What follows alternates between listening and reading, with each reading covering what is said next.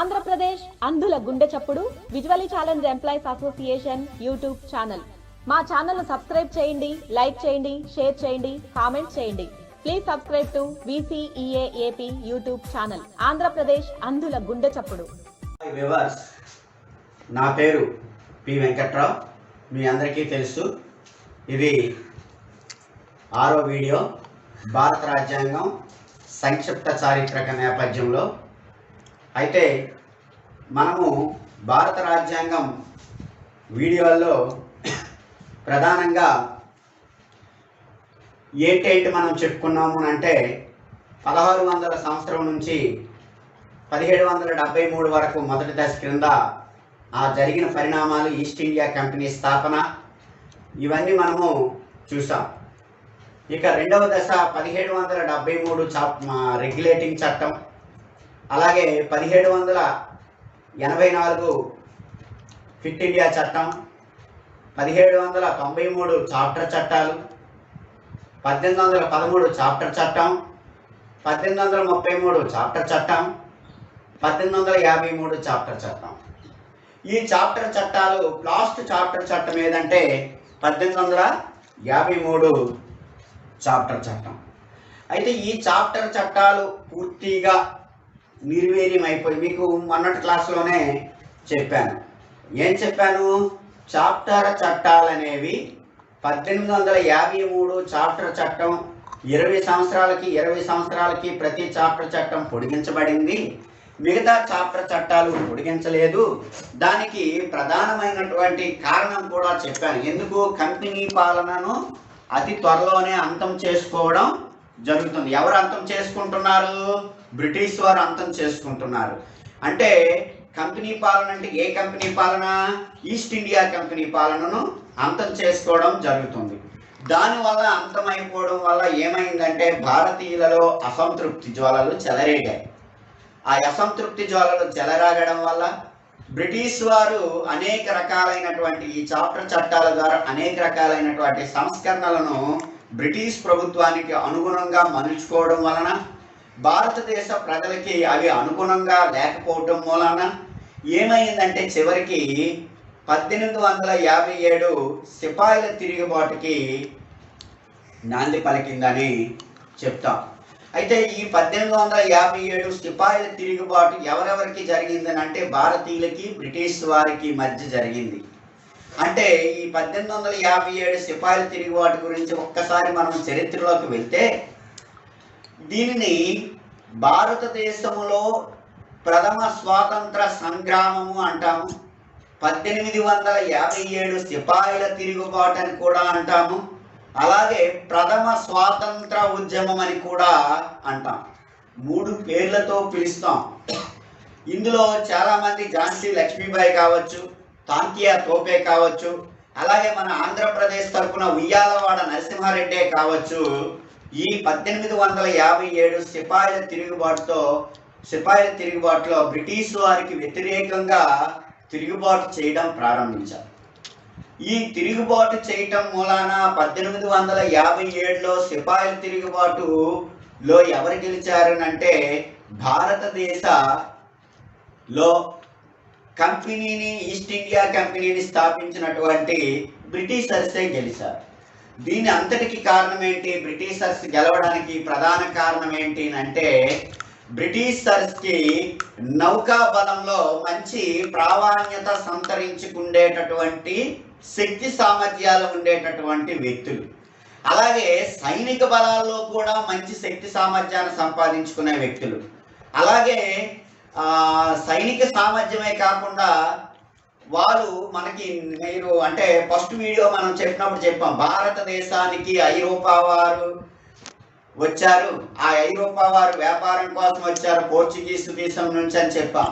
ఆ పోర్చుగీస్ దేశం నుండి వచ్చినటువంటి అంటే ఆల్బర్ట్ ఆల్మిడా అనేటటువంటి వాడు భారతదేశానికి వచ్చి అంటే భారతదేశంలో నావికా మార్గాన్ని కనిపెట్టారని చెప్పాం. ఆయన పేరే నావికా హెన్రీ అని కూడా పిలుస్తారని చెప్పాం లాస్ట్ క్లాస్లో. అయితే ఆయన తాలూకా పునాదులే బ్రిటిష్ వారికి నావికా బలంలో బాగా పనిచేశారు. అయితే ఈ నావికా బలంలో వాళ్ళ శక్తి సామర్థ్యాలు ఉండటం వల్ల భారతీయులకి శక్తి సామర్థ్యాలు సైనిక బలంలో కావచ్చు, సైనిక తూటాల్లో కావచ్చు, నావికా దళాల్లో కావచ్చు వాళ్ళు ఓడిపోవడం జరిగింది. అయితే ఇదంతా ఒక ఎత్తు అయితే 4 కారణాల వల్ల భారతదేశంలో సిపాయిల తిరుగుబాటు జరిగింది. 1 రాజకీయ కారణాలు, 2 మత కారణాలు, 3 ఆర్థిక కారణాలు, 4 సైనిక కారణాలు. అంటే రాజకీయ కారణాలు అని అంటే బ్రిటిష్ ప్రభుత్వం చేస్తున్నటువంటి చాప్టర్ చట్టాల్లో భారతీయులకి ఏ విధమైనటువంటి అంటే ప్రవేశం లేకపోవడం, ప్రవేశంతో పాటుగా అనేక రకాల సదుపాయాలు రాజకీయంగా కల్పించకపోవడం, అలాగే మినీ పార్లమెంట్ అని 1833 చాప్టర్ చట్టం ప్రకారంగా మినీ పార్లమెంట్ ఏర్పాటు చేశారని చెప్పామే, ఆ పార్లమెంట్ లో భారతీయులకి స్థానం లేకపోవడం, ఇవన్నీ కూడా భారతీయుల్లో కలవరపెట్టాయి. ఈ కలవరపెట్టడం వలన 1857 సిపాయిల తిరుగుబాటుకి కారణభూతం అయ్యావని చెప్పొచ్చు. ఇక రెండవ కారణం మత కారణాలు. మీకు లాస్ట్ క్లాస్లోనే 1833 చాప్టర్ చట్టంలో చెప్పినప్పుడే చెప్పాం. విలియం బెంటింగ్ అనేటటువంటి వాడు ఆయన కొన్ని సిద్ధాంతాలు తీసుకొచ్చి లార్డ్ మెకాలే ఆధ్వర్యంలో కొన్ని మతపరమైనటువంటి సంస్థలను ఏర్పాటు చేసి మతపరమైనటువంటి విద్యాబోధన చేపట్టాడని, చర్చిలు, ఆసుపత్రులు, క్రైస్తవ మిషనరీలను ప్రవేశపెట్టి సనాతనమైనటువంటి హిందూ ధర్మాన్ని తోలనాడుతున్నారనేటటువంటి అనుమానంతో భారతీయులందరూ కూడా మన సనాతనమైన హిందూ ధర్మాన్ని కాపాడుకోవాలనే ఆలోచనతో ఇదొక కారణంగా, మత కారణంగా చెప్పవచ్చు. అలాగే ఆర్థిక కారణాలు అంటే డెల్హౌసీ ప్రవేశపెట్టిన రాజ్య సంక్రమణ సిద్ధాంతమే కావచ్చు, ఇటువంటివన్నీ కూడా ఆర్థిక కారణాల కింద చెప్పవచ్చు. సైనిక కారణాలు కూడా ఈ బ్రిటిష్ వారికి వ్యతిరేకంగా భారతీయులు తిరుగుబాటు చేయడం జరిగింది. అయితే ఈ తిరుగుబాటు అయిపోయిన తర్వాత భారతదేశంలో కంపెనీ పరిపాలన రద్దయిపోయింది. భారతదేశంలో ఏ పరిపాలన రద్దయిపోయింది? కంపెనీ పరిపాలన రద్దయిపోయి భారతదేశంలో ఏ పరిపాలన వచ్చింది? బ్రిటిష్ వారి సామ్రాజ్యాన్ని ఆక్రమించుకుని, అంటే కంపెనీ చివరి 1757 ప్లాసీ యుద్ధం దగ్గర నుండి 1857 సిపాయిల తిరుగుబాటు వరకు వాళ్ళు భారతదేశంలో, ఉత్తర భారతదేశం, దక్షిణ భారతదేశంలో నలుమూలలా కూడా వ్యాపార సామ్రాజ్యం ద్వారా కంపెనీ పాలన ద్వారా ఏ కంపెనీ 1600 సంవత్సరంలో ప్రవేశపెట్టారు? East India company. ఎలిజబెత్ మహారాణి ప్రవేశపెట్టినటువంటి ఈస్ట్ ఇండియా కంపెనీ ద్వారా భారతదేశంలో 100 సంవత్సరాలు వ్యాపారం కోసం చెలరేగారు బ్రిటిష్ వారు. బట్ 1857 సిపాయిల తిరుగుబాటు అయిపోయింది, కంపెనీ పాలనను రద్దు చేశారు. రాజు లేక రాణి పాలన అంటే భారతదేశంలోని ఇకన కంపెనీ పాలన ఉండదు. భారతదేశంలో చక్రవర్తి అంటే గవర్నర్ జనరల్ పదవిని రద్దు చేసి చక్రవర్తి, రాజు లేక రాణి అనే పాలన వస్తుంది అని ఒక ప్రకటన చేశారు. ఆ ప్రకటన పేరే ఏ ప్రకటన అంటే 1858 విక్టోరియా మహారాణి ప్రకటన. ఏ ప్రకటన అండి? 1858 విక్టోరియా మహారాణి ప్రకటన. పరిపాలన ప్రారంభమైంది. ఇది రాజు లేక రాణి ప్రత్యక్ష పరిపాలన ప్రారంభమైంది. ఇది భారత రాజ్యాంగ చరిత్రలో ఒక నూతన అధ్యయనం. అంటే భారత రాజ్యాంగ చరిత్రలో ఇది నూతన అధ్యయనంగా మనం చెప్పవచ్చు. నవంబర్ 1, 1858 బ్రిటిష్ భారత పరిపాలన అధికారాన్ని చేస్తున్న ఒక ప్రకటన జారీ చేసింది. దీనినే విక్టోరియా మహారాణి ప్రకటన అంటారు. 1858 నవంబర్ 1వ తారీఖున భారతదేశంలో కంపెనీ పరిపాలన రద్దయిపోయింది. మేము ఇక రాజు లేక రాణి పూర్తిగా పాలనే, వ్యాపారం మరలేదు, పరిపాలన వైపే మగ్గు చూపుతాం భారతదేశంలో అని ప్రకటించాడు. ఎవరు ప్రకటించాడు? ఇక్కడ బిట్టిస్తాడు. అంటే 1858 నవంబర్ 1వ తారీఖున కంపెనీ పరిపాలన రద్దయిపోయిందని ప్రకటించిన వ్యక్తి ఎవరు అంటే లార్డ్ కానింగ్ ప్రభువు. ఏ తారీఖున ప్రవేశపెట్టాడు అంటే 1858 నవంబర్ 1వ తారీఖున ఎక్కడ ప్రవేశపెట్టారంటే అలహాబాద్ పట్టణంలో ఆయన ప్రకటించాడు అని రాస్తాం. ఈ చట్టం పేరే, ఆయన కానింగ ప్రభు ప్రవేశపెట్టినటువంటి చట్టం పేరు ఏంటిదంటే విక్టోరియా మహారాణి ప్రకటన. ఏ ప్రకటన అండి? విక్టోరియా మహారాణి ప్రకటన. భారతదేశానికి మొట్టమొదటిసారిగా బ్రిటిష్ మహారాణి వచ్చింది ఎవరునంటే విక్టోరియా మహారాణి. రాజు లేక రాణి పాలన అనేది భారతదేశంలో 1857 సిపాయిల తిరుగుబాటు తర్వాత ప్రారంభమైంది. ఏ సంవత్సరంలో ప్రారంభమైంది?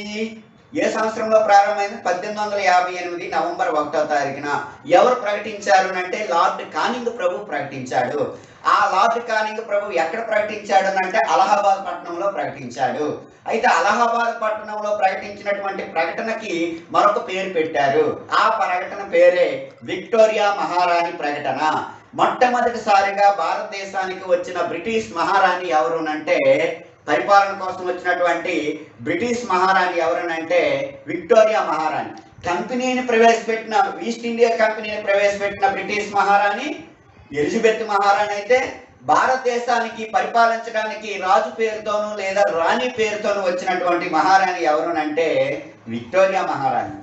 ఈ చట్టంలోని ప్రధాన అంశాలు ఏంటో చూద్దాం. ఈ చట్టం ప్రారంభం దేశం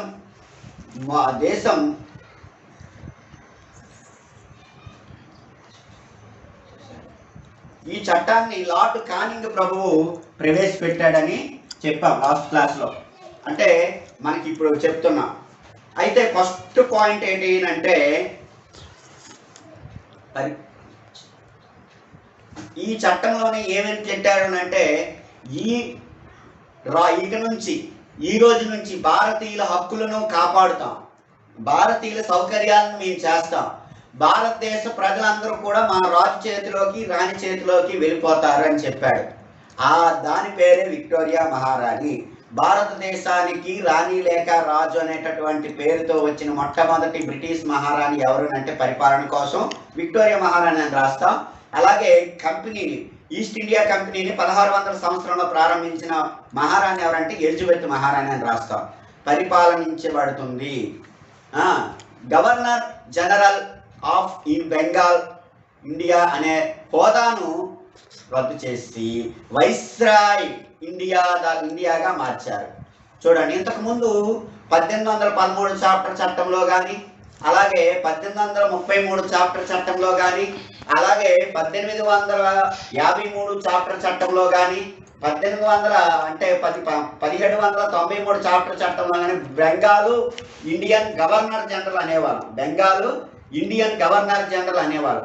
ఈ 1858 భారత ప్రభుత్వ చట్టంలోని రెండో అంశం ఏంటి? రద్దు చేశారనంటే బెంగాల్ ఇండియన్ గవర్నర్ జనరల్ను రద్దు చేసి వైస్రాయ్ అనే పదాన్ని తీసుకొచ్చారు. ఇప్పుడు మనము వైస్రాయ్ అంటే ప్రధానమంత్రి ఇప్పుడు అంటున్నాం. అదే రాజు లేక రాణి అంటే ఇప్పుడు రాష్ట్రపతిని మనం అప్పుడు రాజు లేక రాణి అనేవారు. వంశపారపర్యంగా వాళ్ళు బ్రిటిష్ వారు రాజు లేక రాణిని ఎన్నుకున్నవారు.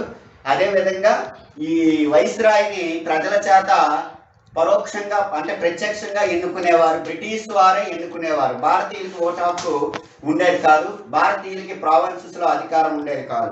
అయితే బ్రిటిష్ గవర్నర్ జనరల్ పేరును హోదాను రద్దు చేసి వైస్రాయ్ ఏమని తీసుకొచ్చారండి? వైస్రాయ్ ఆఫ్ ఇండియాగా మార్చారు. మొట్టమొదటి వైస్రాయ్ ఎవరు అని అడుగుతారు. భారతదేశానికి మొట్టమొదటి వైస్రాయ్ ఎవరు అంటే లార్డ్ కానింగ్ ప్రభువు. ఎవరండి? లార్డ్ కానింగ్ ప్రభువు. మొట్టమొదటి భారతదేశానికి వచ్చిన బ్రిటిష్ వైస్రాయ్ ఎప్పటికి? 1858 విక్టోరియా మహారాణి ప్రకటనలో గవర్నర్ జనరల్ పదవిని, British governor general, Indian governor general పదవిని రద్దు చేసి బెంగాల్ గవర్నర్ జనరల్ పదవిని రద్దు చేసి దేన్ని తీసుకొచ్చారని చెప్పాము? వైస్రాయ్ అనే పదాన్ని తీసుకొచ్చారని చెప్పాం. ఆ వైస్రాయ్ మొట్టమొదటిసారిగా వైస్రాయ్ ఎవరంటే, ఎవరిని నియమించుకున్నది విక్టోరియా మహారాణి అంటే లార్డ్ కానింగ్ ప్రభు.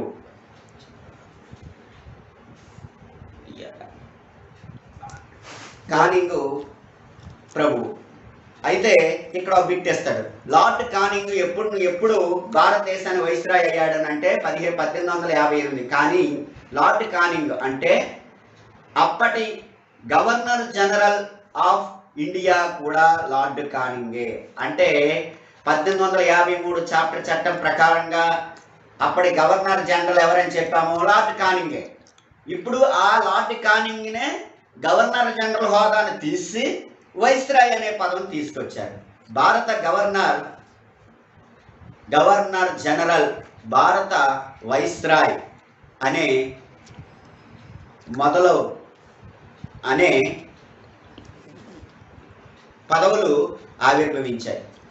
తర్వాత బ్రిటిష్ పాలిత రాష్ట్రాలలో గవర్నర్ జనరల్ గాను, స్వదేశీయ సంస్థానాలలోనూ వైస్రాయ్ గాను వేరు వైస్రాయ్ని అన్నారు. అంటే మనకి రెండు ఉండేవండి. స్వదేశీ సంస్థానాలు బ్రిటిష్ పాలిత ప్రావిన్సెస్ లేదా రాష్ట్రాలు. బ్రిటిష్ వాళ్ళు నేరుగా పరిపాలించే రాష్ట్రాలు. అప్పటికి 564 స్వదేశీ సంస్థానాలు ఉండేవి. స్వదేశీ సంస్థానాలు అని అంటే రాజులు భూభాగంలో ఉండేటటువంటి స్వదేశీ సంస్థానాలు. ఇప్పుడు ఆ స్వదేశీ సంస్థానాలను సర్దార్ వల్లభాయ్ పటేలు 1948 అక్టోబర్ 31వ తారీఖున స్వదేశీ సంస్థానాలను భారతదేశంలో విలీనం చేశారు. కొన్ని స్వదేశీ సంస్థానాలను మినహా. స్వదేశీ సంస్థానాలను పరిపాలించడానికి వైస్రాయ్ గాను, అలాగే బ్రిటిష్ పాలిత రాష్ట్రాలను పరిపాలించడానికి గవర్నర్ జనరల్గా నియమించబడింది ఆ చట్టం ప్రకారంగా. చెప్పండి సాధ్యం. వైస్రాయ్ దేశంలో బ్రిటిష్ రాణి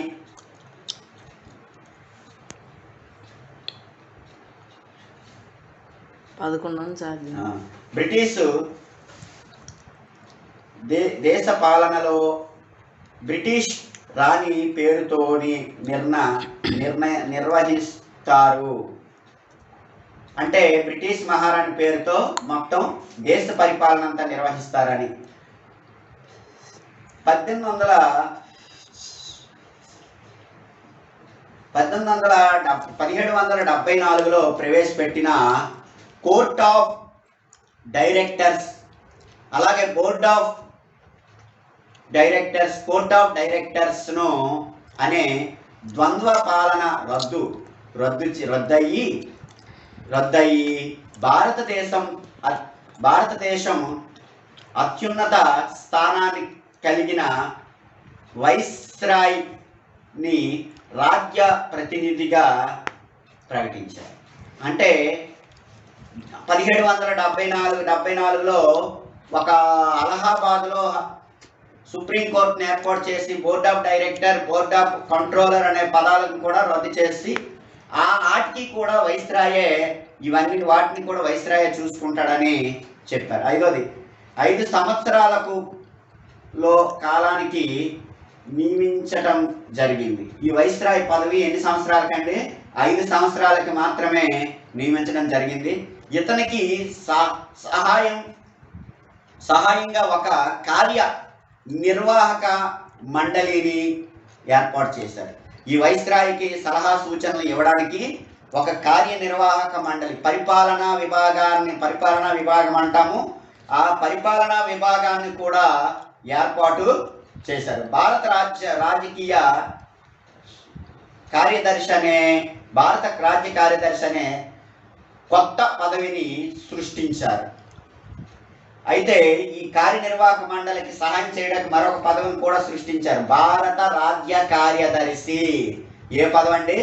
భారత రాజ్య కార్యదర్శి అనే పదవిని ఎప్పుడు సృష్టించారు? 1858 విక్టోరియా మహారాణి ప్రకటన ద్వారా. మొదటి కార్యదర్శి లార్డ్ చెన్విన్. మొదటి కార్యదర్శి ఎవరండి? లార్డ్ చెన్విన్. ఇతడు బ్రిటిష్ మంత్రిత్వ వర్గానికి చెందినవాడు. అన్ని విషయాలను ఇతనిదే పై చెయ్యి. ఈ బ్రిటిష్ కార్యదర్శి అనే పదవిని ప్రవేశపెట్టారే, ఆ బ్రిటిష్ కార్యదర్శి అంటే బ్రిటిష్ మంత్రిత్వ శాఖలో ఒక సభ్యుడు. ఆయన అన్ని విషయాలు కూడా బ్రిటిష్ వారు తీసుకున్న నిర్ణయాలన్నీ కూడా ఈయనే తీసుకుంటాడు. ఇతనికి సహాయంగా అంటే 15 మంది సభ్యులతో ఒక సహాయ మండలిని ఏర్పాటు చేశారు. అంటే ఈ కార్యదర్శికి సహాయంగా 15 మంది సభ్యులను మళ్ళీ ఏర్పాటు చేశారు. ఈ చట్టం 9 క్వశ్చన్. ఈ చట్టం బ్రిటిష్ రాణి భారత సామ్రాజ్యాన్ అనే బిరుదును ధరించింది.